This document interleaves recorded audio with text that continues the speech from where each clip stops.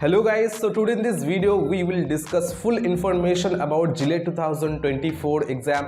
क्या क्या है एलिजिबिलिटी क्राइटेरिया, क्या है paper pattern, marks pattern, full scoring methodology, ranking methodology and सबसे important out of West Bengal student eligibility versus West Bengal student eligibility. कौन कौन से कॉलेज में आप लोग एडमिशन ले सकते हो, कौन कौन से कॉलेज में एडमिशन नहीं ले सकते हो, जादापुर यूनिवर्सिटी का एलिजिबिलिटी क्राइटेरिया, सब कुछ इंफॉर्मेशन इस वीडियो में आप लोगों को देने वाला हूं। तो वीडियो बहुत ही ज्यादा इंपॉर्टेंट होगा, तो वीडियो को लास्ट तक देखना, ठीक है।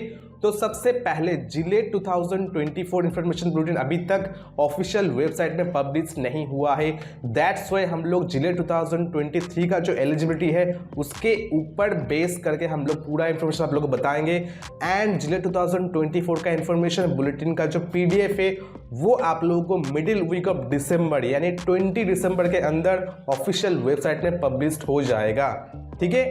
तब आप लोगों को पूरा इंफॉर्मेशन अच्छे से बताऊंगा, but don't worry, Gillette 2023 and Gillette 2024 का जो इन्फॉर्मेशन है वो सेम होगा, कोई भी चेंजेस नहीं होगा। जस्ट 2023 में 10 जून में आप लोगों का एग्जाम हुआ था और इस साल यानी 2024 में आप लोगों का 8 to 23 जून के अंदर आप लोगों का एग्जाम होने वाला है। सैटरडे भी हो सकता है, संडे भी हो सकता है एंड टाइम है 11 AM to 1 PM same time में होता है, ठीक है। एंड आप लोगों का जिलेट 2024 का एप्लीकेशन फरवरी 1st वीक में स्टार्ट होने वाला है। सो ऐसे ही अगर जिलेट 2024 एग्जाम के रिलेटेड कोई भी इंफॉर्मेशन मिस नहीं करना चाहते हो देन डू सब्सक्राइब नाउ, जल्दी जल्दी सब्सक्राइब कर दो, okay.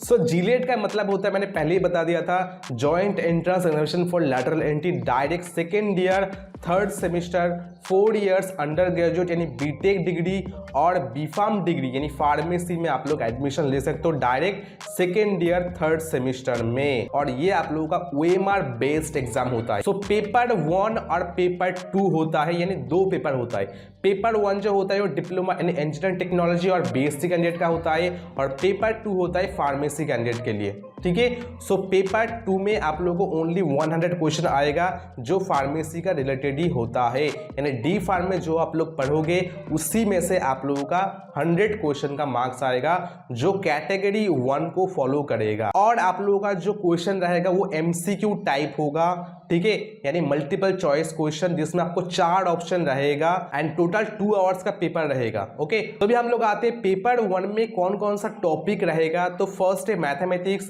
Then physics, chemistry, then fundamental of electrical and electronics engineering. Total आप लोगों का 100 क्वेश्चन रहेगा एंड 120 आप लोगों का टोटल मार्क्स होगा। कैसे होगा? मैथमेटिक्स में आप लोगों को 30 क्वेश्चन आएगा कैटेगरी 1 में, तो फिजिक्स में 25, केमिस्ट्री में 15 और इलेक्ट्रिकल में 10, यानी टोटल आपको कैटेगरी 1 में 80 क्वेश्चन आएगा। कैटेगरी 2 में ईच क्वेश्चन कैरीज 2 मार्क्स, इसमें कोई नेगेटिव मार्क्स नहीं है। तो मैथमेटिक्स से आपको 10 क्वेश्चन आएगा, फिजिक्स में आपको 5 क्वेश्चन आएगा और केमिस्ट्री से 5 क्वेश्चन है, टोटल 20 कैटेगरी 2 का क्वेश्चन आएगा, ठीक है। तो टोटल क्वेश्चन कितना हो गया? मैथमेटिक्स में 40, फिजिक्स में 30, केमिस्ट्री में 20 एंड इलेक्ट्रिकल में 10, ठीक है। और इसके रिलेटेड कितना मार्क्स आप लोग मिलेगा? मैथमेटिक्स में आपको 50 मार्क्स रहेगा, फिजिक्स में आप लोगों को 35 मार्क्स रहेगा, केमिस्ट्री में 25 मार्क्स रहेगा और इलेक्ट्रिकल में आप लोगों को 10 मार्क्स रहेगा, क्योंकि कैटेगरी 2 का जो मार्क्स है 2 और कैटेगरी 1 का मार्क्स है 1। सो भी हम लोग डिटेल्स में देखेंगे कैटेगरी 1 एंड कैटेगरी 2 में क्या बताया गया है। कैटेगरी 1 में ओनली 1 ऑप्शन करेक्ट होगा। अगर आप लोग करेक्ट ऑप्शन सिलेक्ट कर दिए तो 1 मार्क्स मिल जाएगा और अगर आप लोग गलत कर दिए तो 1/4 यानी 25% नेगेटिव मार्क्स जाएगा। और अगर आप एक से ज्यादा ऑप्शन टिक कर देते हो तो उस केस में आप लोगों का इनकरेक्ट भी हो जाएगा और नेगेटिव भी आ जाएगा। और अगर कोई भी अटेम्प्ट नहीं करते हो तो आप लोगों को 0 मार्क्स मिल जाएगा, ठीक है। अभी आते हैं मेन जो पॉइंट है कैटेगरी 2। तो कैटेगरी 2 में 1 और मोर ऑप्शंस इज करेक्ट। मैंने बोला था कि ये देखो, ये एक क्वेश्चन है, इस क्वेश्चन में 4 ऑप्शन है, ठीक है। सो चारों ऑप्शन में 1 और more than option is correct, यानी हो सकता है, करेक्ट हो सकता है, ठीक है। Then marking all correct options only yield 2 correct, यानी इस क्वेश्चन में देखो 2 ऑप्शन करेक्ट है। अगर मैंने दोनों में ही टिक कर दिया, ऐसे ऐसे गोल गोल कर दिया, तो आप लोगों को 2 मार्क्स मिल जाएगा। देन सी में लिखा है कि 2 ऑप्शन करेक्ट है बट आपने क्या किया, एक ऑप्शन सही किया और दूसरा गलत किया, तो उस केस में आप लोगों का 0 मार्क्स जाएगा, ठीक है, क्योंकि आपने एक तो सही मार्क किया था बट दूसरा गलत कर दिए, तो अगर any combination of incorrect option तो आप लोगों का 0 मार्क्स आ जाएगा। तो अगर आपने क्या किया, ये दोनों तीनों में कर दिया, मैंने सही वाला दो में कर दिया और एक तो आपने कर दिया, तो इसमें इनकरेक्ट हो गया, तो भी आप लोगों को 0 मार्क्स ही मिलेगा। ठीक है, समझ में आ गया। अभी फोर्थ ऑप्शन में पार्शियल मार्क्स ऐड होगा। इसको क्या बोलते हैं, अगर फॉर एग्जांपल इस क्वेश्चन में 1 और 2 क्वेश्चन सही है, ठीक है, आपने क्या किया, दोनों में से जस्ट जी को यानी इसको गोल गोल कर दिया और आपने छोड़ दिया और बाकी आपने अटेंड नहीं किया, तो उस केस में ये वाला फॉर्मूला अप्लाई होगा, 2 into number of correct options mark divided by total number of actually correct options. तो ये वाला फॉर्मूला अप्लाइड होगा जो मैं आप लोगों को दिखाऊंगा नेक्स्ट स्लाइड में। और अगर कोई भी अटेम्प्ट नहीं करते तो 0 मार्क्स आप लोगों को मिल जाएगा, सीधी बात है। ठीक है, अभी आते हैं कि पार्शियली करेक्ट और आंसर जो है वो कैसे कैलकुलेट होगा। तो देखो सेम मैंने वही क्वेश्चन लिया है, तो इस क्वेश्चन में मेरा बी और सी सही आंसर है, तो मैंने क्या किया, बी में टिक कर दिया। ठीक है, तो बी में टिक करने से क्या होगा, total 2 correct options but I select 1 correct option, so in that case formula will be applied. Okay, तो उसमें क्या होगा, फॉर्मूला 2 इंटू एक्स वाई, यार एक्स इज 1, मतलब क्या है कि x मैंने एक ही अटेम्प्ट किया और y इक्वल टू 2 का मतलब क्या है, एक्चुअली 2 सही था, 1 और 2। x का मतलब है मैंने कितने करेक्ट आंसर दिया और y का मतलब है एक्चुअली क्वेश्चन में कितने करेक्ट ऑप्शन था, तो एक्चुअल में कितने करेक्ट ऑप्शन का 2 था, ये 2 वाला, तो इसलिए 2 ले लिया। ठीक है, तो फॉर्मूला क्या है, 2 इंटू एक्स बाई वाई, तो 2 इंटू 1 बाई 2, तो मेरा कितना होगा, 2 इंटू 0.5, 1 मार्क्स आ गया। सो इस पार्शियल इक्वेशन में भी एक ट्रिक्स है जो मैं आप लोग बताऊंगा नेक्स्ट वीडियोस में, ताकि आप लोगों को एक अच्छा खासा नंबर मिल सके। तो सभी में ट्रिक्स और टिप्स अप्लाई करूंगा, डोंट वरी, जो मैं आप लोग को आगे वीडियोस में बताता जाऊंगा। देन आप लोगों का एग्जाम होने के बाद जब रैंक कार्ड आएगा, इसमें आप लोगों को GMR और PMR रैंक मिलेगा।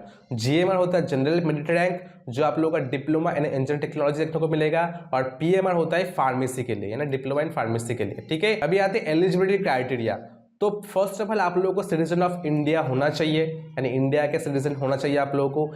एज रेस्ट्रिक्शन आप लोगों का होना चाहिए, no upper age limit for diploma, यानी डिप्लोमा के लिए कोई अपर एज लिमिट नहीं है, बट BSc कैंडिडेट का अपर एज लिमिट 27 ईयर्स है, and diploma in marine engineering में अपर एज लिमिट है 25th। सो अभी आते हैं एडमिशन का एलिजिबिलिटी क्या क्या है। तो अगर आपने किसी भी ब्रांच से डिप्लोमा किए हो AICTE अप्रूव्ड इंस्टीट्यूट से, देन आप लोग किसी भी ब्रांच पे BTech में एडमिशन ले सकते हो।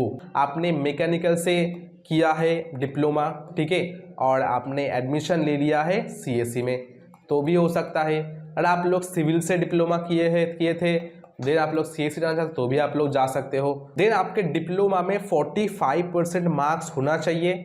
अगर आप लोग SC ST OBC B होते तो 40% आपका होना चाहिए।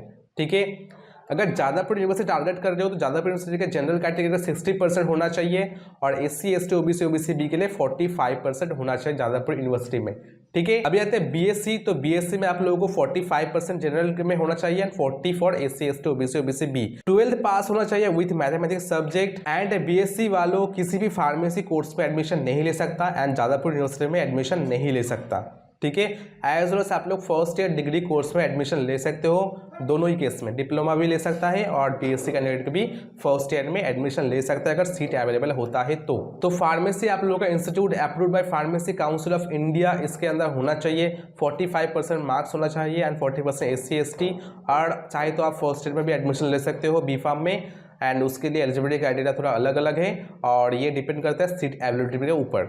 ठीक है, अभी आते हैं आप लोगों के पास अगर डोमिशियल होता है, यानी out of West Bengal student and West Bengal student. First of all मैं बता दूं, out of West Bengal student Aliah university, Jadavpur university and किसी भी गवर्नमेंट कॉलेज में एडमिशन नहीं ले सकता, ऐसा बता दिया गया है।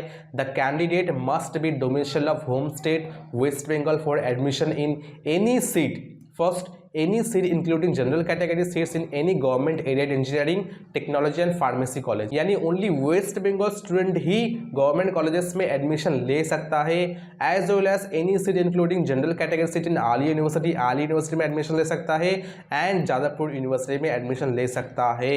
और किसी भी रिजर्व कैटेगरी सीट जो होता है जैसे SC ST OBC OBC B, ये भी आप लोग एडमिशन ले सकते हो रिजर्व कैटेगरी में। अदर स्टेट का जो स्टूडेंट है वो Aliah University, Jadavpur university and West Bengal government जो कॉलेजेस है उसमें एडमिशन नहीं ले सकता। बाकी जितने भी प्राइवेट कॉलेजेस है, सेमी गवर्नमेंट इंजीनियरिंग कॉलेजेस है, उसमें out of West Bengal student admission ले सकते हैं। इसका लिस्ट में आप लोग बता दूंगा नेक्स्ट वीडियोज में कि कौन कौन से ऐसे कॉलेजेस है जिसमें आप लोग एडमिशन ले सकते हो जो सेमी गवर्नमेंट कॉलेजेस है।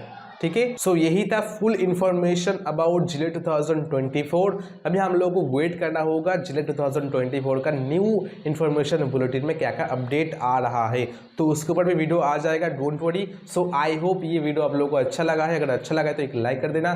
चलो मिलते हैं नेक्स्ट वीडियो में, तब तक के लिए बाय, टेक केयर।